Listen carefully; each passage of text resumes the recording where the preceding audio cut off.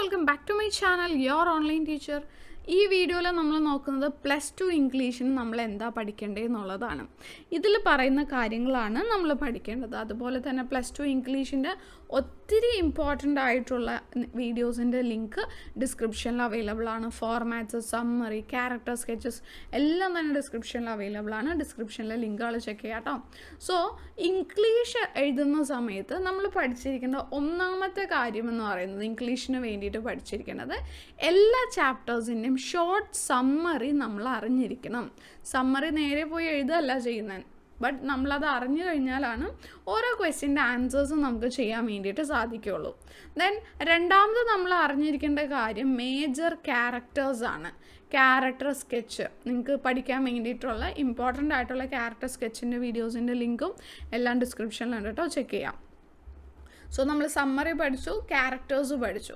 ഇത് കഴിഞ്ഞ് നമ്മൾ പഠിക്കേണ്ടതെന്ന് പറഞ്ഞാൽ ഫോർമാറ്റ്സ് ആണ്. ഫോർമാറ്റ്സിൻ്റെയും വീഡിയോ ഡിസ്ക്രിപ്ഷനിൽ അവൈലബിൾ ആണ്. ഓക്കെ, എല്ലാത്തിൻ്റെയും ഫോർമാറ്റ് പഠിക്കാം. അത് കഴിഞ്ഞ് നമ്മൾ പഠിക്കേണ്ടത് എന്താണ്? റിപ്പോർട്ടഡ് സ്പീച്ച് പഠിക്കണം. റിപ്പോർട്ടഡ് സ്പീച്ച് ഇമ്പോർട്ടൻ്റ് ആണ്. 2 മാർക്സിനോ മേ ബി 4 മാർക്സിനോ വരാവുന്നതാണ് റിപ്പോർട്ടഡ് സ്പീച്ച്. അത് കഴിഞ്ഞ് നമ്മൾ പിന്നീട് പഠിക്കേണ്ട കാര്യങ്ങളാണ് ഇമ്പോർട്ടൻ്റ് ആയിട്ടുള്ള കോമൺ ഡിസ്കോഴ്സസ്. അതുകൂടി പഠിച്ചു കഴിഞ്ഞിട്ടുണ്ടെന്നുണ്ടെങ്കിൽ ഇംഗ്ലീഷിന് നമുക്ക് A+ സ്കോർ ചെയ്യാം.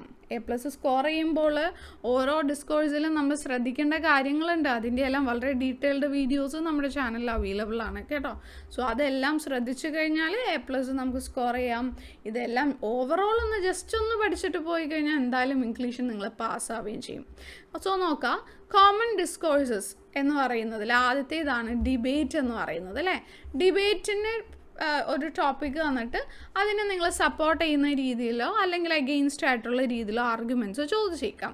സോ ഡിബേറ്റിന് വരാകുന്ന ടോപ്പിക്സിൽ കുറച്ചെന്ന് പറയുന്നത് വിമൻ എംപവർമെൻറ്റ് എന്ന് പറയുന്നതിൽ ന്യൂക്ലിയർ ഫാമിലിക്കുള്ള റോൾ എന്താണ് എന്നത് മേ ബി അതുമായി റിലേറ്റ് ചെയ്തൊരു ടോപ്പിക്ക് ചോദിച്ചേക്കാം. ദെൻ എഡ്യൂക്കേഷണൽ ഇൻസ്റ്റിറ്റ്യൂഷൻസിൽ കോർപ്പറൽ പണിഷ്മെൻ്റ് ആവശ്യമുണ്ടോ, കുട്ടികളെ അങ്ങനെ പണിഷ് ചെയ്യേണ്ടതിൻ്റെ ആവശ്യമുണ്ടോ, അതിന് ഫോർ ആൻഡ് എഗെയിൻസ്റ്റ് ആയിട്ട് ചോദിച്ചേക്കാം. ദെൻ വാൾസ് അല്ലേ, മെൻഡിങ് വാളിൽ നമ്മൾ പഠിക്കുന്നതാണ്. നമുക്ക് അങ്ങനെ വാൾസ് ആൻഡ് ബൗണ്ടറീസ് ആവശ്യമുണ്ടോ, അതും ഡിബേറ്റിന് പറ്റിയൊരു ടോപ്പിക്കാണ്. Then friendship is more important than achieving success in life. ജീവിതത്തിൽ സക്സസ് നമ്മൾ അച്ചീവ് ചെയ്യുന്നതിനേക്കാട്ടിലും ഇമ്പോർട്ടൻ്റ് ആണ് ഫ്രണ്ട്ഷിപ്പ്. Do you agree? അപ്പോൾ അതിനെ ജസ്റ്റിഫൈ ചെയ്യുന്ന രീതിയിലോ അല്ലെങ്കിൽ അതിന് എഗെയിൻസ്റ്റ് ആയിട്ടുള്ള രീതിയിലോ ചോദിച്ചേക്കാം. ദെൻ എന്താണ് letter to the editor. Letter to the editor important ആയിട്ടുള്ളൊരു ക്വസ്റ്റ്യൻ ആണ്. അതിൻ്റേതായിട്ടുള്ള ഫോർമാറ്റ് നമ്മൾ കീപ്പ് ചെയ്യണം. From address, date, then to address, അത് കഴിഞ്ഞിട്ട് സർ ഓർ മാഡം, കഴിഞ്ഞ് നമ്മൾ എന്ത് ചെയ്യണം? സബ്ജക്റ്റ്. ദെൻ സബ്ജക്റ്റ് കഴിഞ്ഞിട്ട് നമ്മൾ അവിടെ 3 പാരഗ്രാഫായിട്ട് തിരിക്കുക. 3 പാരഗ്രാഫായിട്ട് തിരിച്ചിട്ട് ആദ്യത്തെ പാരഗ്രാഫിൽ നിങ്ങൾ ഇൻട്രൊഡ്യൂസ് ചെയ്യുക, രണ്ടാമത്തെ പാരഗ്രാഫിൽ മാറ്റർ പറയുക, മൂന്നാമത്തെ പാരഗ്രാഫിൽ സജഷൻസ് എല്ലാം പറയാം. ദെൻ യോഴ്സ് ഫെയ്ത്ത്ഫുള്ളി എന്ന് പറഞ്ഞ് നമുക്കത് ക്ലോസ് ചെയ്യാം. ഫ്രണ്ട്ലി ലെറ്റർ ആണെന്നുണ്ടെങ്കിൽ ഇതേപോലെ ഫ്രം അഡ്രസ്സും ടു അഡ്രസ്സും ഒന്നും വേണ്ട, ജസ്റ്റ് ടു അഡ്രസ്സ് മാത്രം മതി, ഫ്രം ഒന്നും വേണ്ട, സബ്ജക്റ്റ് ഒന്നും വേണ്ട. ബട്ട് ഇതേപോലെ 3 പാരഗ്രാഫ് ആക്കണം. ആദ്യത്തെ പാരഗ്രാഫിൽ വിശേഷങ്ങളൊക്കെ ചോദിക്കുക, രണ്ടാമത്തെ പാരഗ്രാഫിൽ കാര്യം പറയുക, മൂന്നാമത്തെ പാരഗ്രാഫിൽ എന്താണ് റിപ്ലൈ പ്രതീക്ഷിക്കുന്നു എന്നൊക്കെയുള്ള രീതിയിൽ 1-2 സെൻറ്റൻസ് പറഞ്ഞത് ക്ലോസ് ചെയ്യുക എന്നുള്ളതാണ്. ഓക്കെ, സോ അതാണ് മറ്റൊരു ക്വസ്റ്റ്യൻ എന്ന് പറയുന്നത് letter to the editor. Then അത് കഴിഞ്ഞ് ഇമ്പോർട്ടൻ്റ് ആയിട്ടുള്ളൊരു ക്വസ്റ്റ്യനാണ് ഇൻ്റർവ്യൂ ക്വസ്റ്റ്യൻസ്. ഏതൊരു വ്യക്തി ഇൻ്റർവ്യൂ ചെയ്യുന്നതാണെന്നുണ്ടെങ്കിൽ നമുക്ക് അവിടെ ഉപയോഗിക്കാൻ പറ്റുന്ന കുറച്ച് ക്വസ്റ്റ്യൻസിൻ്റെ വീഡിയോ, അതിൻ്റെ ലിങ്ക് ഡിസ്ക്രിപ്ഷനിലുണ്ട്, അത് ചെക്ക് ചെയ്യാം കേട്ടോ. സോ ആ ക്വസ്റ്റ്യൻസ് നിങ്ങൾ കാണാതെ പഠിച്ചിട്ട് പോകുകയാണെന്നുണ്ടെങ്കിൽ എന്ത് ചെയ്യാം, നിങ്ങൾക്ക് ആ ഒരു ഇൻ്റർവ്യൂ വളരെ നന്നായിട്ട് എഴുതാൻ വേണ്ടിയിട്ട് സാധിക്കും. Would you mind spending some time with me for an interview? What prompted you to select this field? Who is your role model? You might have come across failures in life. How did you overcome such failures? What are your future plans? Would you like to give a piece of advice to the present generation? ഇതൊക്കെ നമുക്ക് ആരോട് വേണമെങ്കിലും ചോദിക്കാം. Then എന്താണ് ഈ പറയുന്ന ആൻസേഴ്സും നമുക്ക് ഇതിൻ്റെ കൂടെ കാണാതെ പഠിച്ചു കഴിഞ്ഞിട്ടുണ്ടെന്നുണ്ടെങ്കിൽ അവിടെ യൂസ് ചെയ്യാവുന്നതാണ്. സോ സം important questions നോക്കി. Do you enjoy this career? Can you tell me a little about yourself? What is your professional strength? What is your greatest professional achievement? Can you tell me about a challenge you have faced at work? Then what is your opinion about the youngsters in India? What is your message to the readers? ഇതൊക്കെ നമുക്ക് എന്ത് ചെയ്യാം, അതിലേക്ക് use ചെയ്യാവുന്നതാണ്. Then job application വിത്ത് resume വളരെ important ആണ്. ഇത് വെറുതെ എഴുതി കഴിഞ്ഞാൽ നമുക്ക് 8 മാർക്ക് കിട്ടില്ല. വെറുതെ പോയി എഴുതേണ്ട ഒരു ക്വസ്റ്റ്യൻ അല്ല ഇത്. കൃത്യമായിട്ട് പ്രിപ്പയർ ചെയ്തിട്ട് പോകേണ്ടതാണ്. അതിന് വേണ്ടിയിട്ട് ഒരു സെപ്പറേറ്റ് വീഡിയോ തന്നെ ചെയ്തിട്ടുണ്ട്. അതിന് ലിങ്ക് ഡിസ്ക്രിപ്ഷനിലുണ്ട്. അത് ചെക്കൗട്ട് ചെയ്യാം കേട്ടോ. അങ്ങനെ ശ്രദ്ധിച്ച് കഴിഞ്ഞിട്ടുണ്ടെന്നുണ്ടെങ്കിൽ നമുക്ക് ആ ഒരു ജോബ് ആപ്ലിക്കേഷൻ വിത്ത് റെസ്യൂമിൽ ആ ഒരു മാർക്ക് സ്കോർ ചെയ്യാം.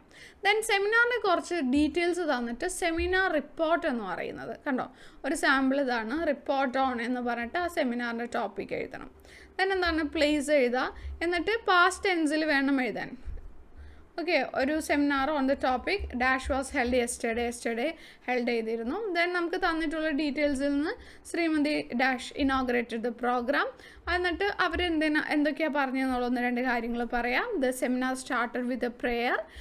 PTA president of the school Shri ആളുടെ പേര് പറഞ്ഞിട്ട് പ്രിസൈഡഡ് ഓവർ ദ മീറ്റിംഗ് എന്നൊക്കെ പറഞ്ഞാൽ എന്താണ്, അതിൽ തന്നിട്ടുള്ള കാര്യങ്ങളെ നമ്മൾ സെൻറ്റൻസിലേക്ക് ആക്കി എഴുതിയാൽ മതി. സെമിനാർ റിപ്പോർട്ട് അത്രയേ ഉള്ളൂ. നമുക്ക് നല്ല രീതിയിൽ സ്കോർ ചെയ്യാവുന്ന ഒരു ചോദ്യമാണ് സെമിനാർ റിപ്പോർട്ട്. ദെൻ കമ്പാരിസൺ ചോദിച്ചേക്കാം. പോയത്തിൻ്റെ കമ്പാരിസൺ ആണ് ഇപ്പോൾ കൂടുതലും ചോദിച്ച് കാണുന്നത്. അപ്പോൾ അതിനാദ്യം നമ്മൾ നമ്മുടെ ടെക്സ്റ്റിലെ പോയം എന്ത് ചെയ്തിരിക്കണം, പഠിച്ചിരിക്കണം. അതുമായിട്ട് ഒന്നെങ്കിൽ സിമിലർ ആയിട്ടുള്ള പോയായിരിക്കും നമുക്ക് തരുന്നത്. അപ്പോൾ ആ ഒരു പോയം നമുക്ക് അറിയില്ലെങ്കിൽ കൂടി നമുക്ക് എന്ത് ചെയ്യാൻ വേണ്ടിയിട്ട് സാധിക്കും, കമ്പാരിസൺ എഴുതാൻ വേണ്ടിയിട്ട് സാധിക്കും. ദെൻ വെൽക്കം സ്പീച്ച് ചോദിച്ചേക്കാം. വെൽക്കം സ്പീച്ച് പഠിച്ചു വെക്കണം.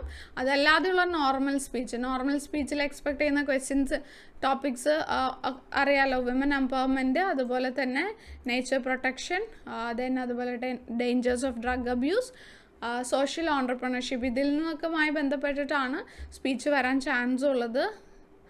ഇമ്പോർട്ടൻറ്റ് സ്പീച്ച് ടോപ്പിക്സ് അതൊക്കെയാണ്. സോ അതെന്തായാലും പഠിക്കണം കേട്ടോ. ഡേഞ്ചേഴ്സ് ഓഫ് ഡ്രഗ് അബ്യൂസ്, ഓൺട്രപ്രണർഷിപ്പിനെ പറ്റിയിട്ടൊക്കെ, അതുപോലെ തന്നെ ഓണസ്റ്റി ഇൻ പബ്ലിക് ലൈഫ്, ഇതൊക്കെയാണ് ഇമ്പോർട്ടൻ്റ് ആയിട്ടുള്ള ടോപ്പിക്സ് എന്ന് പറയുന്നത് സ്പീച്ചിൻ്റേത്. ദെൻ ആർട്ടിക്കിൾ ചോദിച്ചേക്കാം. അതെന്ന് പറയുന്നത് എസ്സേ പോലെ തന്നെ ആ ഒരു പാരഗ്രാഫ് തിരിച്ച് കൃത്യമായിട്ട് പോയിന്റ് നോട്ട് ഡൗൺ ചെയ്യണം എന്നുള്ളത് മാത്രം.